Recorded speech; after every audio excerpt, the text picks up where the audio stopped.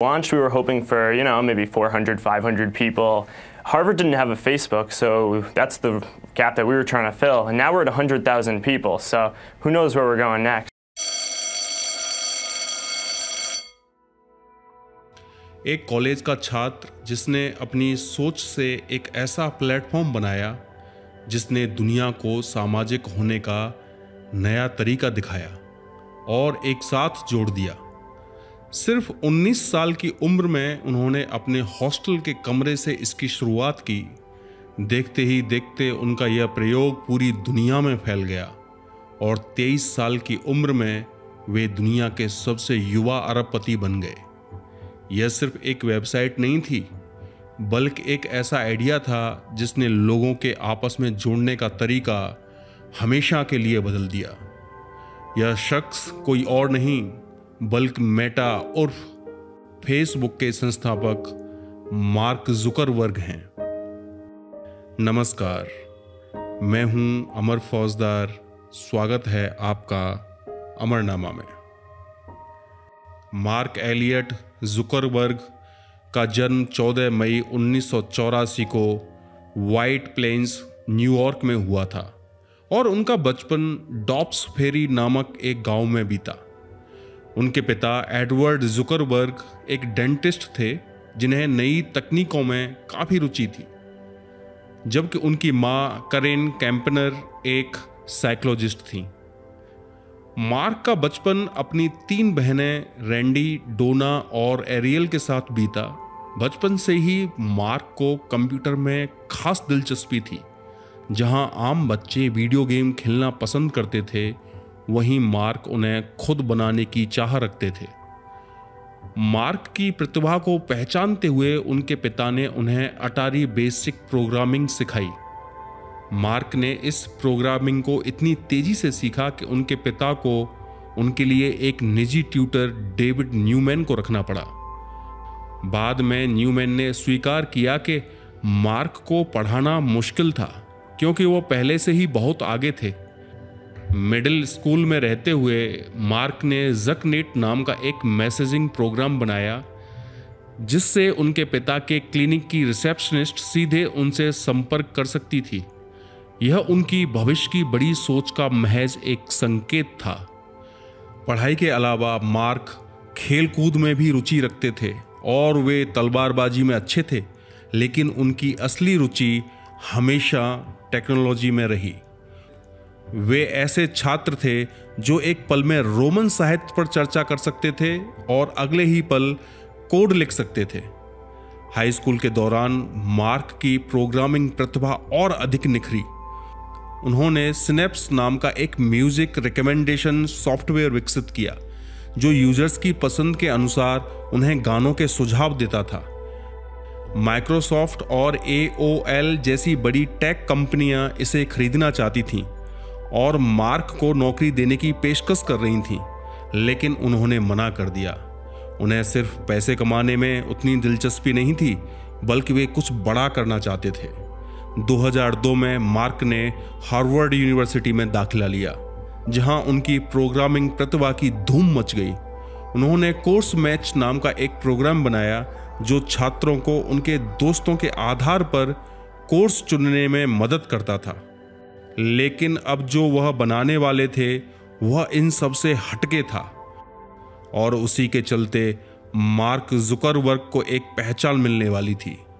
अक्टूबर 2003 में Harvard university में रहते हुए मार्क ने हॉट और नॉट वेबसाइट से प्रेरित होकर फेस मैश नाम की एक वेबसाइट बनाई जहां छात्रों की तस्वीरें उनकी खूबसूरती की तुलना के लिए डाली जाती थीं। लेकिन इसके लिए उन्हें छात्रों की तस्वीरों की आवश्यकता थी, जिसके लिए उन्होंने हार्वर्ड की ऑनलाइन डायरेक्टरी बिना अनुमति के हैक कर ली। फेस मैश मात्र 2 दिनों में वायरल हो गई। उन 2 दिनों में 450 छात्रों ने इस वेबसाइट पर 22,000 से अधिक वोट डाले। हार्वर्ड की डायरेक्टरी हैक करने और डेटा चोरी करने के इल्ज़ाम के चलते फेस मैश को बंद कर दिया गया, लेकिन मार्क इससे नाराज नहीं थे, बल्कि मार्क को एक आइडिया मिला जिसने आगे चलकर इंटरनेट की दुनिया बदल दी। 2003 में हार्वर्ड यूनिवर्सिटी की एक पार्टी में मार्क की मुलाकात प्रिस्ला चान से हुई। दिलचस्प बात यह थी कि उनकी पहली बातचीत बाथरूम की लाइन में इंतजार करते हुए हुई। उस वक्त मार्क दूसरे वर्ष में थे और प्रिस्ला पहले वर्ष की छात्रा थीं, और यह छोटी सी मुलाकात बहुत जल्द गहरी दोस्ती में बदल गई। फिर आया 2004, 4 फरवरी। यह वह दिन था जिस दिन मार्क ने इतिहास रचा और जन्म हुआ दुनिया की पहली सोशल वेबसाइट, जिसका नाम था द फेसबुक। मार्क ने अपने हार्वर्ड के हॉस्टल से द फेसबुक लॉन्च किया, जो शुरुआत में केवल हार्वर्ड के छात्रों के लिए उपलब्ध था। यह सोशल नेटवर्किंग प्लेटफॉर्म उपयोगकर्ताओं को प्रोफाइल बनाने, दोस्तों से जुड़ने और अपडेट साझा करने की सुविधा देता था। यह साइट इतनी लोकप्रिय हुई कि जल्द ही यह अन्य विश्वविद्यालयों में फैल गई। जब मार्क को इसकी अपार संभावनाओं का एहसास हुआ तो उन्होंने हार्वर्ड छोड़ दिया और पूरी तरह फेसबुक पर काम करने लगे। मार्क ने अपने दोस्तों एडवार्डो, एंड्रयू मैकलम, डस्टिन मॉस्कोविट्स और क्रिस ह्यूजेस के साथ मिलकर द फेसबुक पर काम किया। एडवार्डो वित्तीय मामलों को संभाल रहे थे, मैकलम ने द फेसबुक का पहला लोगो डिजाइन किया, मॉस्कोविट्स प्रोग्रामिंग कर रहे थे और ह्यूजेस मार्केटिंग देख रहे थे।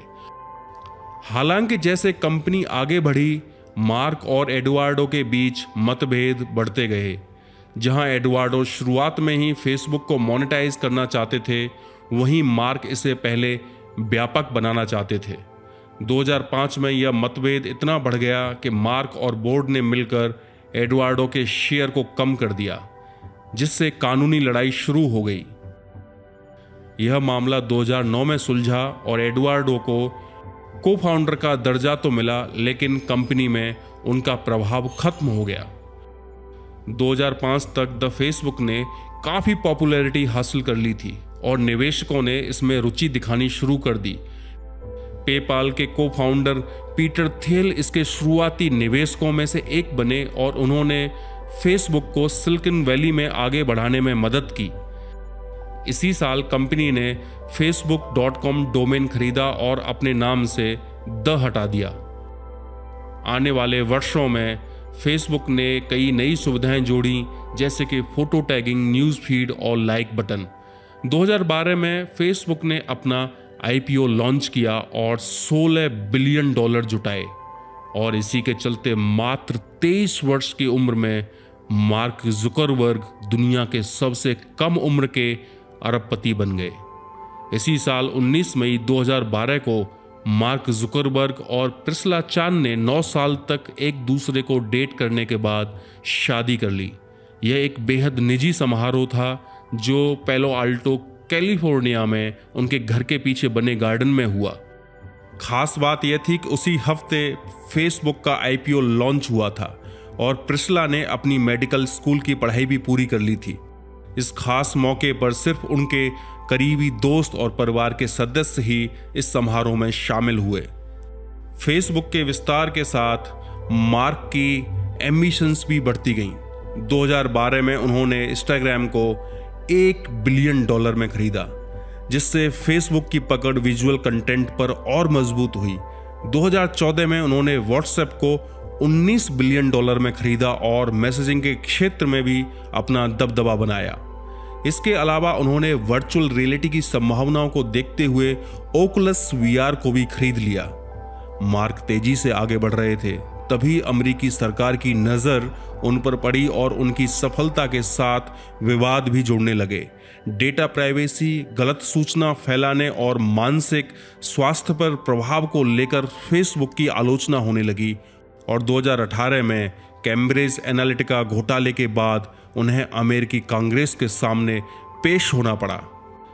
We didn't take a broad enough view of our responsibility, and that was a big mistake. And it was my mistake, and I'm sorry. इसके बाद फेसबुक को कड़े नियामक दबाव और सार्वजनिक आलोचना का सामना करना पड़ा। जिसके चलते जुकरबर्ग ने डेटा सुरक्षा को मजबूत करने और प्लेटफॉर्म को अधिक पारदर्शी बनाने के लिए बदलाव किए।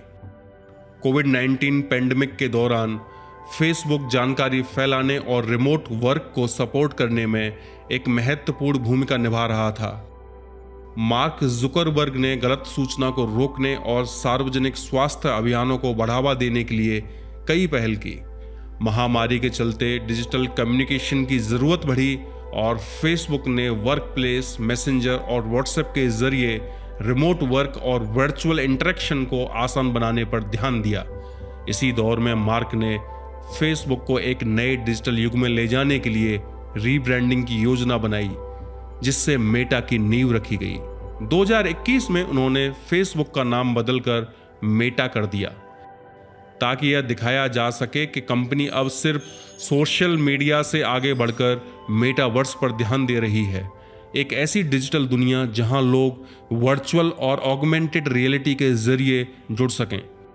कुछ लोगों ने इसे जोखिम भरा कदम बताया, लेकिन मार्क का मानना यह है कि यही भविष्य है। हालांकि मेटावर्स को लेकर उनकी एम्बिशन को उम्मीद के मुताबिक सफलता नहीं मिली, जिससे कंपनी को व्यापक लागत कटौती और कर्मचारियों की छंटनी करनी पड़ी। लेकिन इसके बावजूद जुकरबर्ग आर्टिफिशियल इंटेलिजेंस AI में भी भारी निवेश कर रहे हैं। उनका सपना है कि मेटा के प्लेटफॉर्म में AI को इस तरह से जोड़ा जाए कि यूजर एक्सपीरियंस को आसान बनाए, कंटेंट को पर्सनलाइज करे और डिजिटल असिस्टेंट को पहले से ज़्यादा सक्षम बनाए। बिजनेस से परे मार्क और प्रिस्ला परोपकार के कार्यों में भी सक्रिय हैं। 2015 में उन्होंने चार्ल्स जुकरबर्ग इनिशिएटिव की स्थापना की और अपने 99% फेसबुक शेयरों की संपत्ति, जो कि $45 बिलियन से अधिक थी, उसको शिक्षा, विज्ञान और सामाजिक कल्याण के कार्यों के लिए दान करने की घोषणा की। आज मेटा दुनिया की सबसे प्रभावशाली टेक कंपनियों में से एक है, जिसके फेसबुक, इंस्टाग्राम और व्हाट्सएप प्लेटफॉर्म को लगभग 4 बिलियन यूजर यूज करते हैं। मार्क जुकरबर्ग की यात्रा एक जिज्ञासु बच्चे से डिजिटल साम्राज्य के निर्माता तक दुनिया को जोड़ने के तरीके को हमेशा के लिए बदल चुकी है। मार्क जुकरबर्ग अपनी गंभीर टेक लीडर वाली छवि से अलग पर्सनल लाइफ में भी मस्ती और रोमांस से भरे इंसान हैं। इसका सबूत उन्होंने हाल ही में प्रिस्ला के 40वें जन्मदिन पर दिया, जब उन्होंने ग्रैमी अवार्ड्स में बेंसन बूने के परफॉर्मेंस को रिक्रिएट किया। मार्क का यह अंदाज देखकर प्रिस्ला और मेहमान हैरान रह गए और तालियों से पार्टी गूंज उठी। यह सिर्फ एक परफॉर्मेंस नहीं, बल्कि प्रिस्ला के लिए एक प्यार भरा तोहफा था, जो दिखाता है कि मार्क दुनिया को सबसे बड़े टेक लीडर्स में एक होने के बावजूद अपने परिवार के प्रति भी समर्पित हैं। आज मार्क जुकरबर्ग सिर्फ एक सफल बिजनेसमैन ही नहीं, बल्कि दुनिया को जोड़ने वाले टेक लीडर भी हैं। उनकी कहानी हमें सिखाती है कि सफलता मेहनत, जुनून और नए आइडियाज से ही हासिल होती है। मैं आशा करता हूं कि इस कहानी से जो हमें सीख मिलती है, उसे हम अपने जीवन में अपनाएंगे, आगे बढ़ेंगे, नए नए आइडियाज पर काम करेंगे और अपनी सफलता की कहानी खुद लिखेंगे। आपने इस कहानी को इतने प्यार से सुना, उसके लिए बहुत बहुत शुक्रिया।